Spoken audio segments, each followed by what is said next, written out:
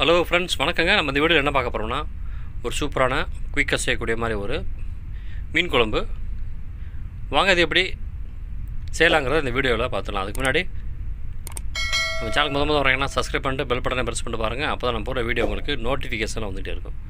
இது வந்து பார்த்தீங்கன்னா சாதம், தோசை, சப்பாத்தியில் அருமையான சைடிஷாக இருக்கும். வாங்க அதை குயிக்காக செய்கிறத பார்த்துடலாம்.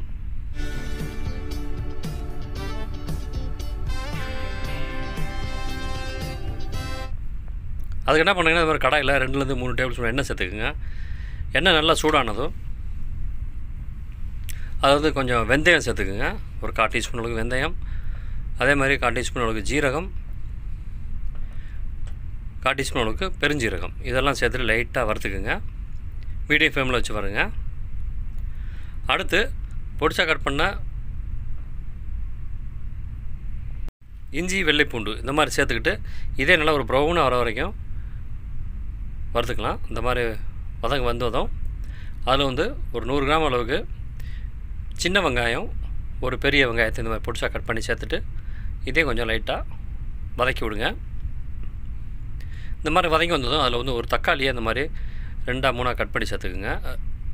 தக்காளி ரொம்ப வதங்கணும்னு அவசியம் இல்லை, அந்த தோல் மட்டும் லைட்டாக கலர் மாற வரைக்கும் வதக்கி எடுத்துக்கலாம். அடுத்து கொஞ்சம் கருவேப்பிலை சேர்த்துக்குங்க. கருவேப்பிலையும் சேர்த்துட்டு லைட்டாக மிக்ஸ் பண்ணி விட்ருங்க. அடுத்து 1/4 டீஸ்பூன் மஞ்சத்தூள், அடுத்து உங்கள் காரத்துக்கு ஏற்ற மாதிரி மிளகாய்த்தூள் சேர்த்துக்குங்க. அடுத்து கலருக்காண்டி கொஞ்சம் காஷ்மீர் சில்லி பவுடர் சேர்த்துக்குங்க. அடுத்து 1 ஸ்பூன் அளவுக்கு மல்லித்தூள் சேர்த்துட்டு இதையும் லேசாக மிக்ஸ் பண்ணி வதக்கிக்கலாம்.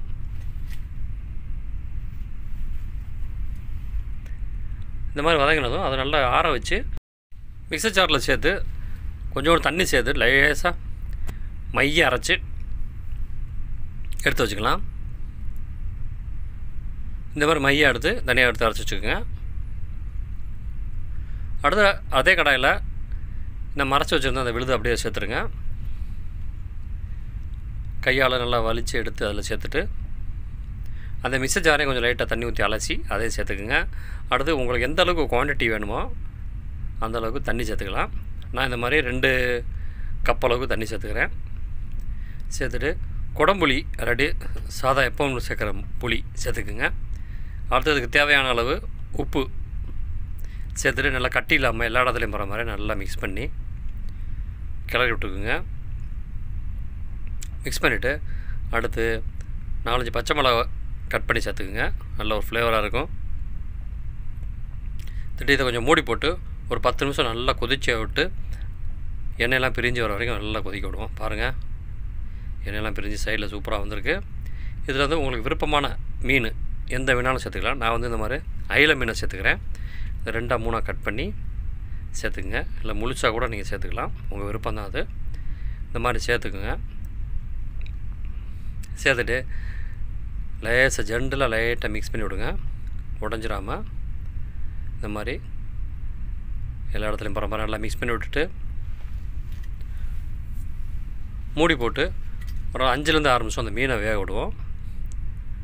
இடையில இந்த மாதிரி லைட்டாக லேசாக ஜென்டலாக மிக்ஸ் பண்ணி விடுங்க, உடஞ்சிடாமல். பாருங்கள், சூப்பராக வெந்து வந்துருச்சு. இந்த மாதிரி லைட்டாக மிக்ஸ் பண்ணி விட்ருங்க. அவ்வளோங்க. கடைசி கருவேப்பிலை சேர்த்துருங்க. சேர்த்துட்டு லைட்டாக சட்டியோடு சேர்த்து லேசாக இந்த மாதிரி மிக்ஸ் பண்ணிவிட்டு விட்டிங்கன்னா சூப்பரான அருமையான ஒரு கேரளா ஸ்டைலில் ஒரு மீன் கறி சூப்பராக ரெடி ஆச்சுங்க. இது வந்து பார்த்திங்கன்னா சாதம், தோசை, சப்பாத்தி இதுக்கெல்லாம் அருமையான சைடிஷாக இருக்கும். குயிக்காகவும் செஞ்சிடலாம். நல்ல அபாரமான ஒரு டேஸ்ட்டாக இருக்கும். இதே மாதிரி எல்லாம் பண்ணி பாருங்கள். இந்த வீடியோ பிடிச்சா நம்ம சேனலை சப்ஸ்கிரைப் பண்ணிட்டு பெல் பட்டனை ப்ரெஸ் பண்ணிட்டுங்க. அப்போ தான் நான் போகிற வீடியோ உங்களுக்கு நோட்டிஃபிகேஷன்லாம் வந்துகிட்டே இருக்கும். தொடர்ந்து நம்ம சேனலை பாருங்கள். இந்த மாதிரியான குயிக்கான வீடியோ பார்க்குறதுக்கு நம்ம சேனலை சப்போர்ட் பண்ணுங்கள், ஆதரவு கொடுங்க. தேங்க்யூ ஃபார் வாட்சிங். நன்றி, வணக்கம்.